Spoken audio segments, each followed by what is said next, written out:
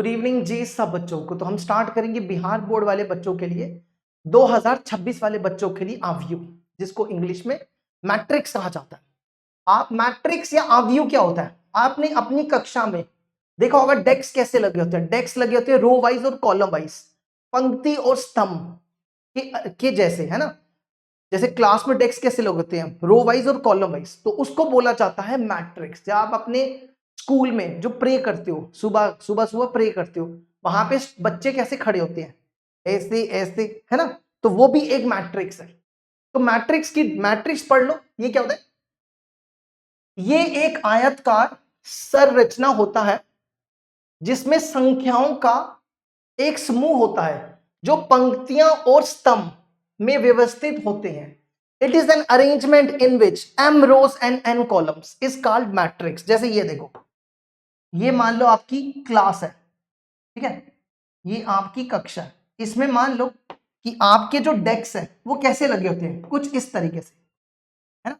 ये डेस्क पहला, इसको क्या बोलते हैं, A11, A12, A13 up to so on A1n, फिर A21, A22, A23, A2n, और इसी तरह AM1, AM2, AM3 और AMN।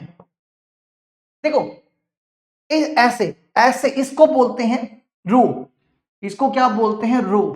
रो को क्या बोला जाता है, पंक्ति। क्या बोला जाता है, पंक्ति। इसको क्या बोला जाता है, पंक्ति, है ना। जैसे ये देखो, ये रोज है, ये पंक्ति है, 1 2, इसी तरह m, इसको बोला जाता है पंक्ति। और इस तरीके से इसको बोला जाता है कॉलम। कॉलम को क्या बोला जाता है, स्तंभ। कॉलम को हिंदी में बोला जाता है स्तंभ,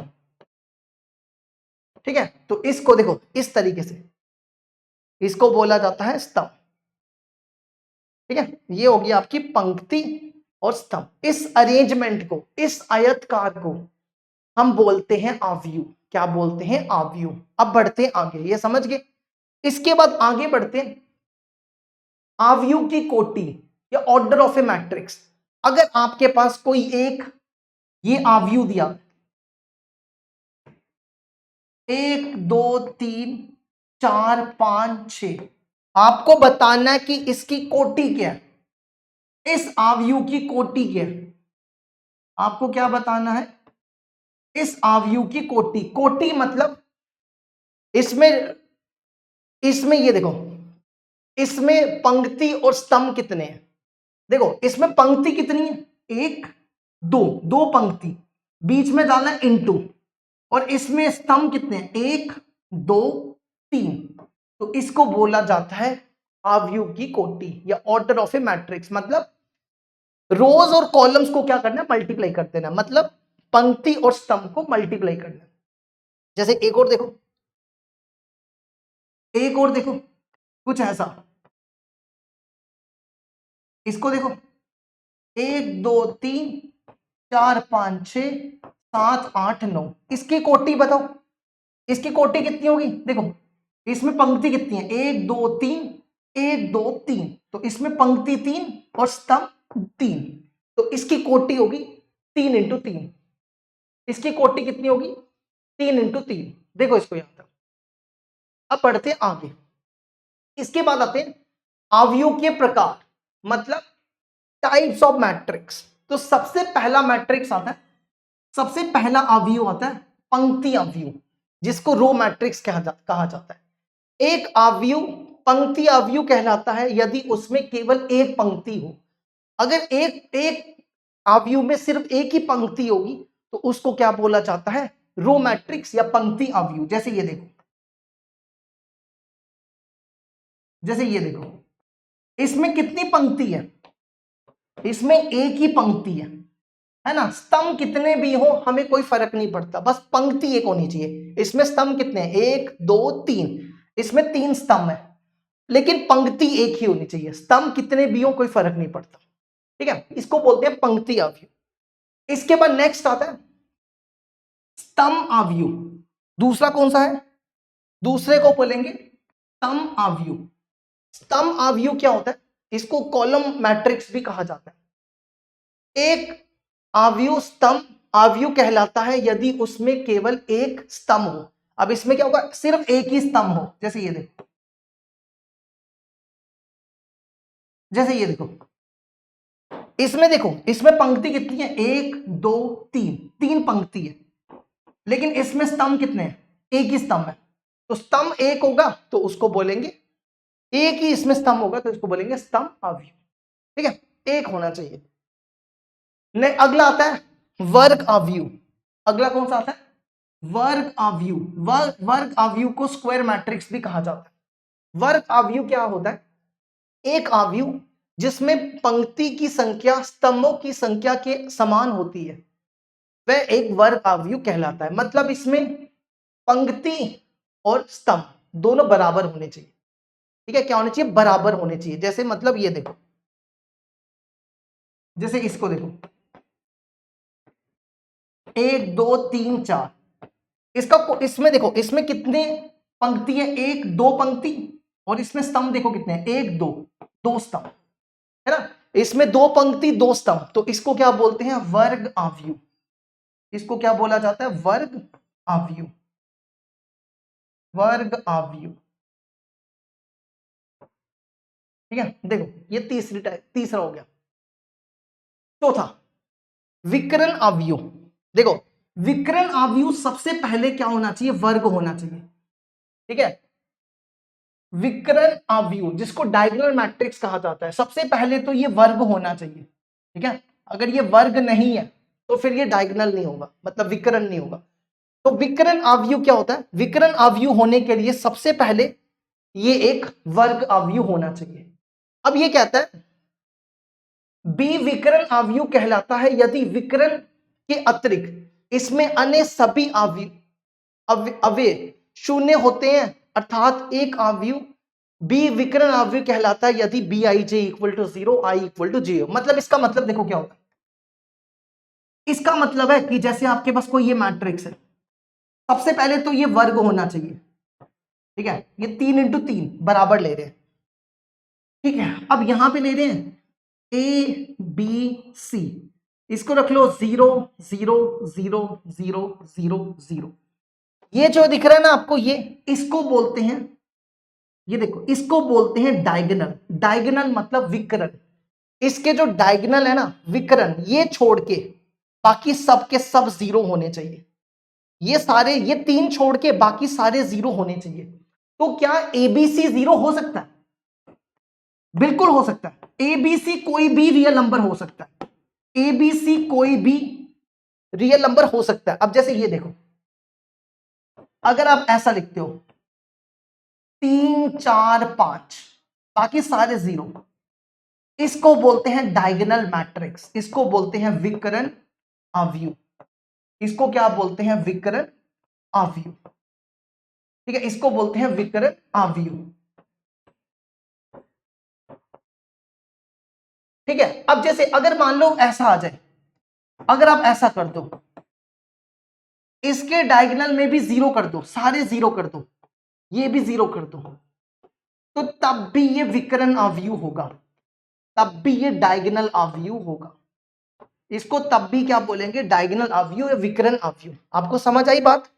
ये जरूरी नहीं है, ये जरूरी नहीं है, ये एबीसी जो है ये तीनों भी 0 हो सकते हैं। ठीक है, इसका मतलब ये है, देखो इसको,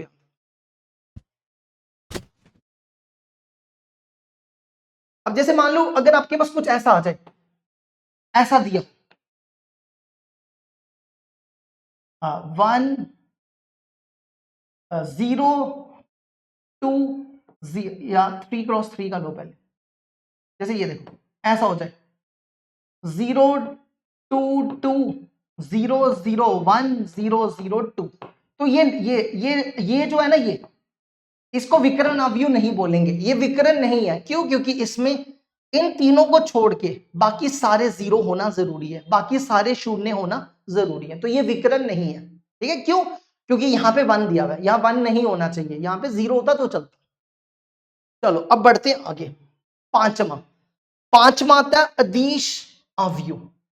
अदिश अवयव क्या होता है? देखो जैसे एग्जांपल से समझो, इसको स्केलर मैट्रिक्स भी कहा जाता है।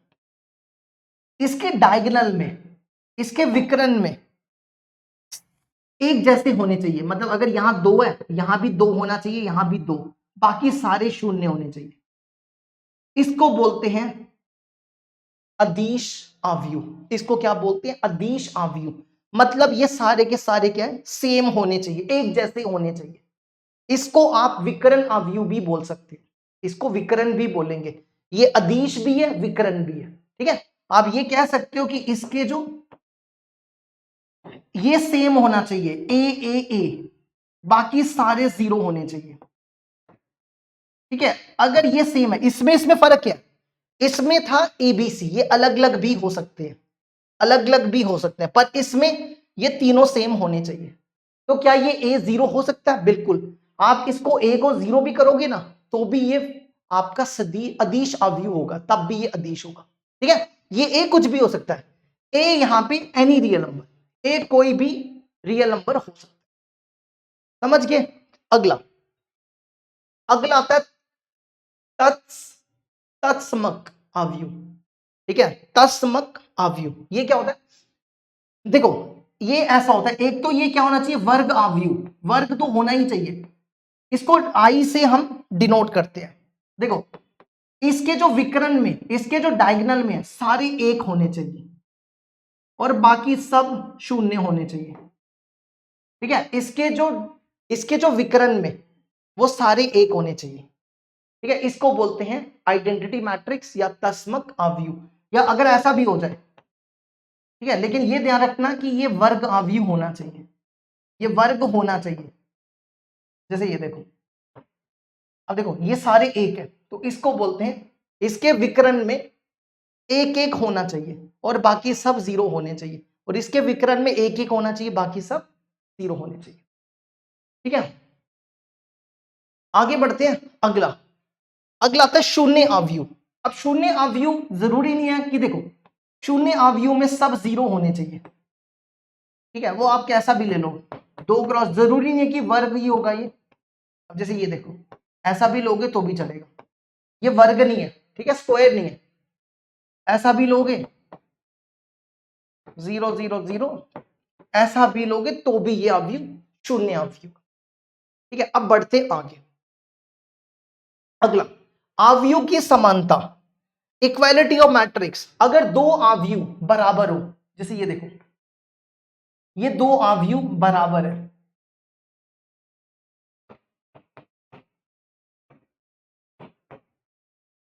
ठीक है। अब इसको देखो, आपको कैसे देखना है?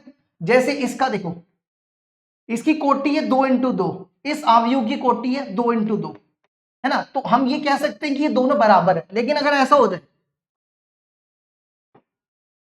ऐसा आ जाए 1 2 3 4 5 6, देखो ये दोनों बराबर नहीं है, ये दोनों बराबर नहीं है। क्यों? क्योंकि इसकी इस अवयव की कोटि 2 इंटू 2 है और इस अवयव की कोटि 2 इंटू 3 है। तो 2 अवयव तभी बराबर होंगे जब दोनों की कोटि बराबर होगी। जैसे इसमें देखो, इसकी कोटि भी 2 इंटू 2, इसकी कोटि भी 2 इंटू 2। तो अब आप क्या कह सकते हो? x 1 हो गया, y 2 हो गया,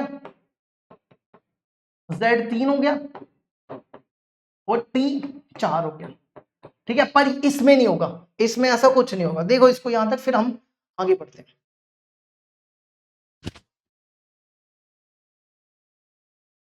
चलो जी, अब हम स्टार्ट करते हैं आपकी एनसीईआरटी की एक्सरसाइज। ये हमारी स्टार्ट हो रही है 3.1, ये आपकी एनसीईआरटी की एक्सरसाइज 3.1 है। तो पहला पहला देखो, ये आपके पास एक अवयव दिया हुआ है, आपको क्या बताना है? अवयव के लिए ज्ञात कीजिए अवयव की कोटि। बताओ जी, इसकी कोटि कितनी है, इसमें कितनी पंक्ति है और कितने स्तंभ है? देखो 1 2 3, 3 पंक्ति, और स्तंभ कितने हैं? 1 2 3 4, तो 3 इंटू 4 हो गया इसका कोटि। और हाँ, अच्छा आगे अवयव की संख्या आपको बताना है कि ये कितने नंबर्स हैं, कितने नंबर्स हैं। देखो 1 2 3 4 5 6 7 8 9 10 11 12, और अगर आप 3 को 4 से मल्टीप्लाई करते हैं तो भी 12 आता। ठीक है, अब आ जाओ 1 3। पहली 1 3 मतलब 1 3 मतलब पहली रो, पहली स्तंभ का A13 देखो, इसको बोलते हैं A11, A12, A13 19। फिर A21 देखो A11, A12, A13, A14, इसको बोलते हैं A21, A22, A23, A24, A31, A32, A33, A34। तो A21 35 हो जाएगा। अगला A33 तीसरी रो का तीसरा एलिमेंट, मतलब तीसरी पंक्ति का तीसरा एलिमेंट। देखो ये तीसरी पंक्ति है, इसका तीसरा एलिमेंट ये हो गया। फिर अगला A24 दूसरी पंक्ति का चौथा एलिमेंट, दूसरी पंक्ति का चौथा एलिमेंट। और A23 दूसरी पंक्ति का तीसरा एलिमेंट 5 2।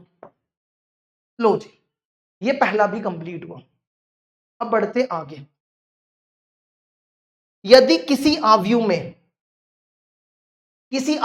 24 अवयव हैं तो इसकी संभव कोटियां क्या हैं? देखो कहता है कि अगर एक आव्यूह में 24 अवयव हैं, मतलब 24 नंबर है, 24 संख्या है, एक आव्यूह की 24 संख्या है। जैसे ये देखो, इस आव्यूह में कितनी संख्या थी? 12 संख्या थी। इस आव्यूह में कितनी संख्या थी? 12 संख्या थी। तो इसकी कोटि कितनी थी? 3 × 4। तो आपको बताना है कि अगर एक आव्यूह में 24 संख्या है तो इसकी कोटि कितनी हो सकती है। देखो इसकी कोटि कितनी हो सकती है 24 में। इसमें लिखो 24 को लिखो 6 × 4, 6 × 4 24, मतलब 6 पंक्तियां 4 स्तंभ, या 4 × 6 8 × 3 3 × 8 12 × 2 2 × 12 24 × 1 या 1 × 24, है ना, यही हो सकते हैं। अब इसका दूसरा पार्ट, दूसरे में देखो क्या बोला है, यदि इसमें 13 अवयव हैं हो तो कोटियां क्या होंगी। मतलब अगर इसमें 13 संख्या है तो इसकी कोटियां कितनी होंगी, मतलब इसके ऑर्डर कितने होंगे। तो क्या होगा, 13 को लिख दो 1 × 13, एक पंक्ति 13 स्तंभ, 13 × 1 13 पंक्ति 1 स्तंभ। देखो इसको, ये दूसरे का आंसर हो गया।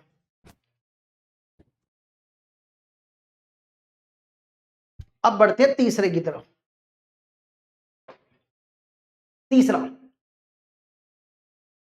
तीसरे में देखो क्या लिखा हुआ है। तीसरा ये कौन सा आ गया, ये तीसरा, ठीक है, इसको ठीक करना। तीसरा बिल्कुल दूसरे जैसा ही है। यदि किसी आव्यूह में 18 अवयव है तो इसकी संभव कोटियां क्या हैं। तो 18 का टेबल पढ़ लो। 18 का टेबल कितना होता है, 3 × 6, 3 पंक्ति 6 स्तंभ, 6 × 3 6 पंक्ति 3 स्तंभ, 9 × 2 2 × 9 1 × 18 18 × 1। दूसरा, यदि इसमें 5 अवयव है तो अगर इसमें 5 संख्या है तो इसका कोटि कितनी होगी, 1 × 5 या 5 × 1, एक पंक्ति 5 स्तंभ, 5 पंक्ति 1 स्तंभ। लो जी, तीसरा भी हो गया। चौथा, एक 2 × 2 का आव्यूह है की रचना कीजिए जिसके अवयव निम्नलिखित प्रकार से प्रदत्त हैं। मतलब देखो आपको बोलता है कि आपके पास एक आव्यूह है 2 × 2 का, ठीक है, आपके पास एक आव्यूह है 2 × 2 का। ये देखो 2 × 2 का आव्यूह लिखा। अब इसके नंबर्स बीच में लिखते जाओ। देखो A11 A12 A21 A22। अब आपको क्या करना है, ये चारों ना आपको इसकी मदद से निकालने हैं। तो जैसे देखो पहला आपको निकालना है A11, तो I की जगह 1, J की जगह 1, इसमें डाल दो 1 + 1/2। तो ये बनेगा 2 4/2, ये 2 हो जाएगा। अब दूसरा आ जाओ, A12, इसमें I की जगह 1, J की जगह 2, तो 1 + 2, 1 + 2 अपॉन 2, तो ये बनेगा 3 का स्क्वायर 9, 9/2। फिर तीसरा A21, देखो I की जगह 2, J की जगह 1, 2 + 1 अपॉन 2, तो ये बनेगा 9/2। और तीसरा A22, I की जगह 2, J की जगह 2, 2 + 2 अपॉन 2, तो ये बना 16/2, 8। अब ये सारे संख्या इसमें डाल दो, तो आपका अवयव देखो क्या बनेगा। A11 कितना निकाला, 2। फिर A12 9/2, फिर A21 9/2, और ये 8। देखो जी, ये हो गया हमारे पहले पार्ट का आंसर।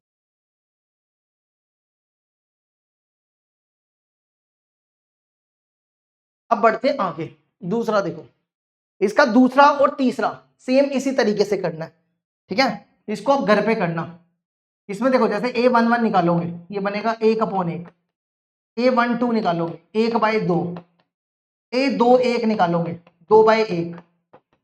A22 निकालोगे 2/2, 1 हो जाएगा, तो ये बन जाएगा 1, 1/2, 2, 1, ठीक है। तो ये हमने कर दिया।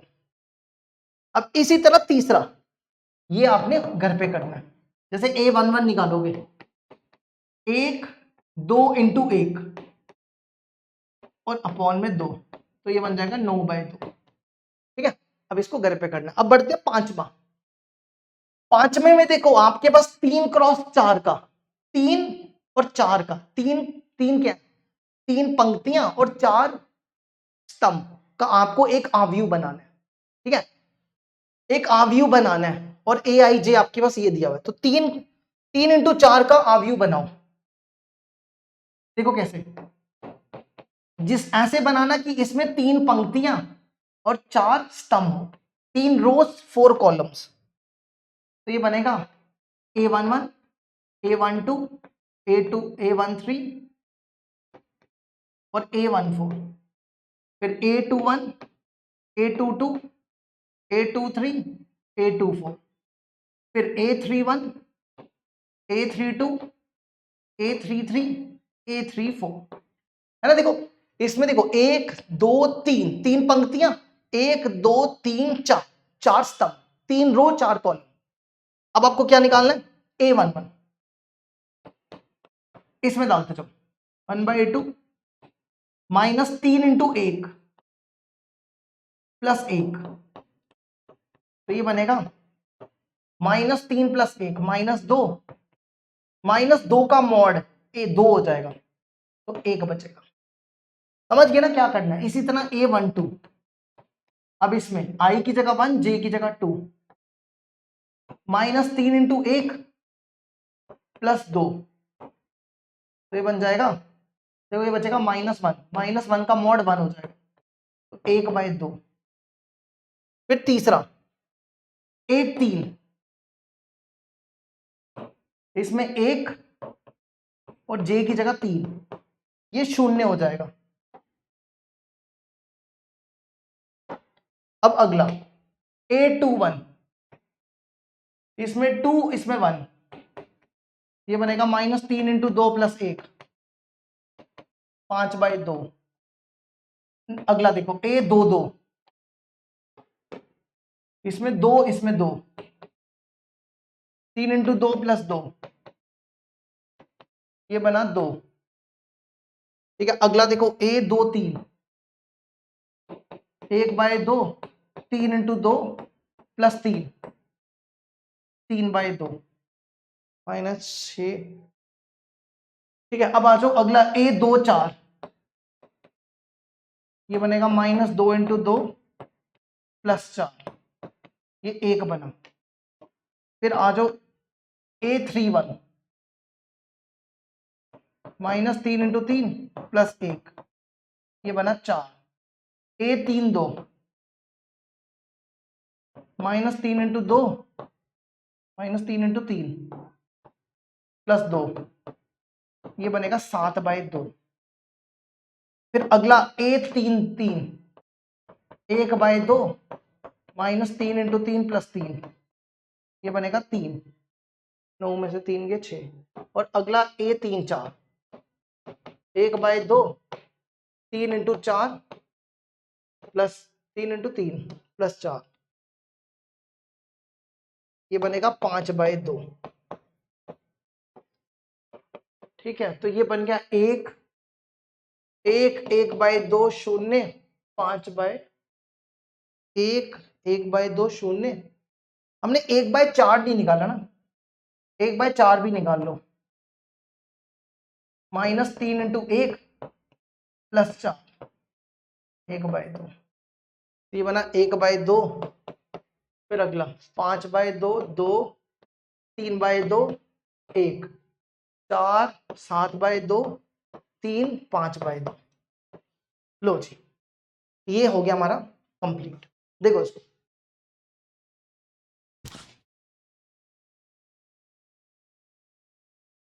अब बढ़ते हैं आगे। अगला देखो, इसका ये वाला होमवर्क करना, ठीक है, इसको घर पे करना, ये सेम है, घर पे कर लेना। अगला देखो, हम आपके पास दो आव्यूह बराबर दिए हुए, आपको एक्स वाई जेड निकालना, ठीक है। तो क्या करो, देखो एक्स हो जाएगा 1, वाई हो जाएगा 3 और जेड हो जाएगा, नहीं हमने गलत लिखा ना, ये वाई 4 हो जाएगा और जेड 3 हो जाएगा। ये लो जी, ये हो गया।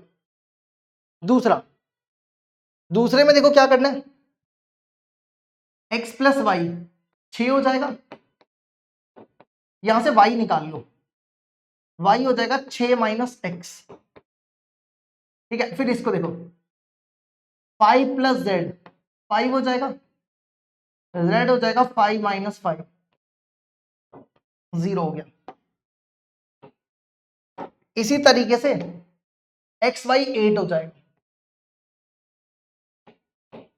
यहां पे y डाल दो, y है 6 - x,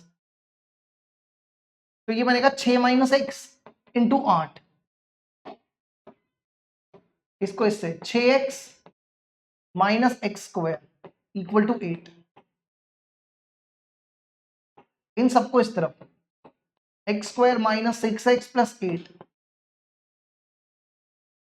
इसको क्या करो, इसको फैक्टराइज कर दो, ये बनेगा 4x - 2x + 8,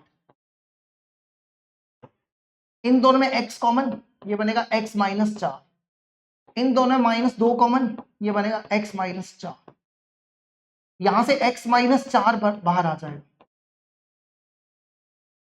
तो x हो जाएगा, x होगा 2, x होगा 4 और x होगा 2, है ना। 4 इसमें डाल दो, 6 y निकालो, 6 - 4 2 हो गया, और फिर x 2 इसमें डाल दो, 6 - 2, ये भी हो जाएगा 4। देखो इसको, यहां तक ये भी हो गया हमारा आंसर। देखो इसको, फिर आगे बढ़ते।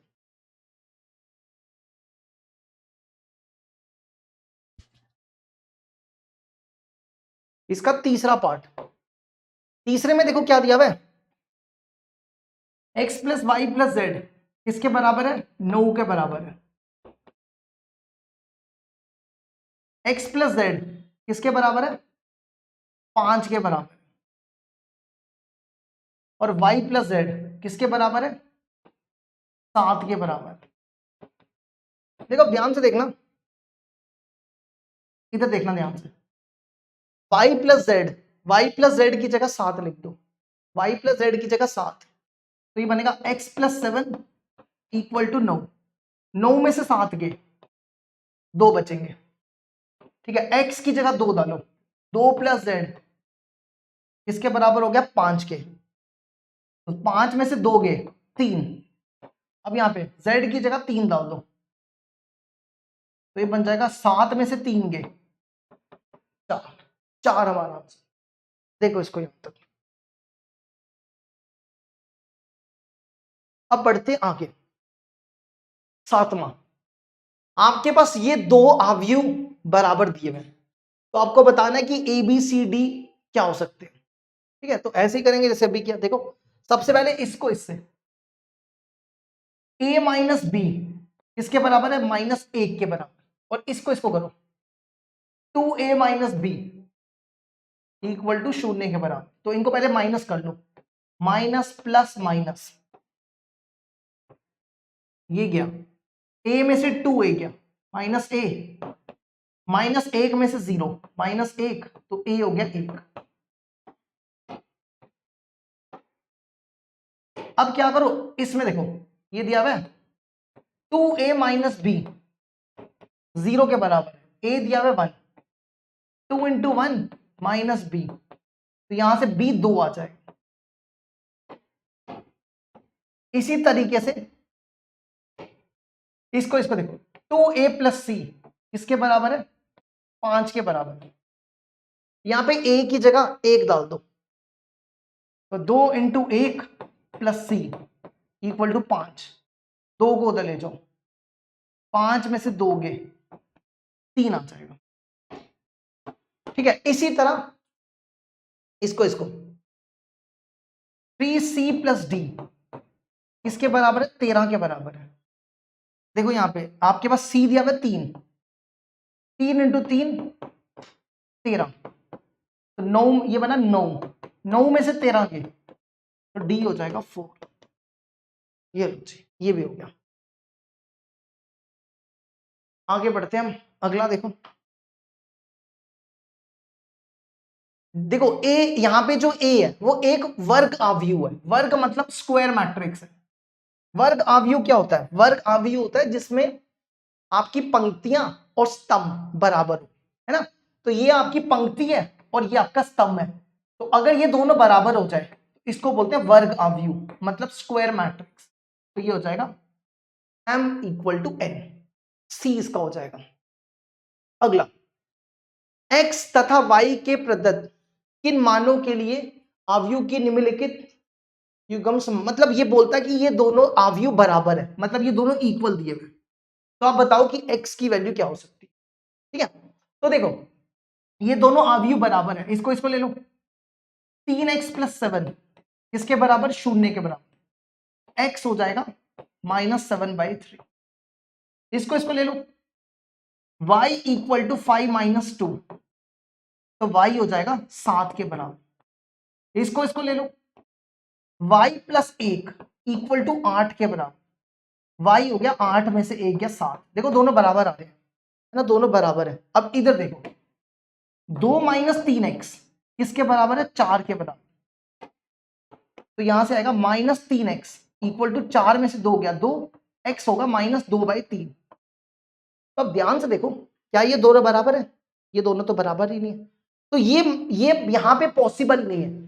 जैसे यहाँ पे y की वैल्यू और y, देखो y और y बराबर सेम आए, एक जैसे आए, लेकिन x और x यहाँ पे एक जैसे नहीं है। तो अगर ऐसा होता नहीं है तो फिर ये इसका मतलब ये दोनों मैट्रिक्स बराबर नहीं है। तो अब इसका आंसर ये दोगे, ज्ञात करना संभव नहीं है, क्योंकि आप x का आंसर क्या लिखोगे, यहाँ पे x -1/3 है, x -1/3 है और x -2/3 है, तो कौन सा दोगे आप? ठीक है, तो इसलिए यहाँ पे हमें ज्ञात करना संभव। अब अगला एक आखिरी प्रश्न है, कहता है कि आपके पास 3 इंटू 3 की कोटि के, देखो 3 इंटू 3 मतलब ये 3 इंटू 3 का आपके पास एक अवयव दिया है कि कितनी संख्या होंगी जिनकी प्रत्येक प्रविष्टि, हमारी थोड़ी हिंदी ना कमजोर है, ठीक है, तो इसलिए आप पढ़ लिया करो अगर आपको जो चीज नहीं हमारी हिंदी समझ आती। तो इसमें देखो क्या कहता है कि आपके पास एक अवयव है, एक अवयव है जिसका ना कोटि 3 इंटू 3 है। अब ये कहता है कि उसकी जो, उसमें या तो आप 0 रख सकते हो या तो 1 रख सकते हो, मतलब कुछ ऐसा देखो, आप एक ऐसा अवयव बना सकते हो कि यहाँ पे 0 0 0 ऐसा रख सकते हो, या 1 1 ऐसा रख सकते हो। तो एक ये बना, एक आप ऐसा बना सकते हो 1 1 1 0 0 0 1 1 1। तो ये पूछता है, एक हम ऐसा भी बना सकते हैं 0 0 0 0 0 1 0 0 1 ऐसा बना सकते हो। तो ये पूछता है कि अगर एक अवयव की कोटि 3 इंटू 3 है, तो आप ऐसे कितने अवयव बना सकते हो जिसमें या तो शून्य हो या तो एक हो। तो हमने एक बनाया, दो बनाए, तीन बनाए, ऐसे आप कितने बना सकते हो। देखो इसके लिए करना क्या होता है, आप यहां पे रखो A B C D E F G H I.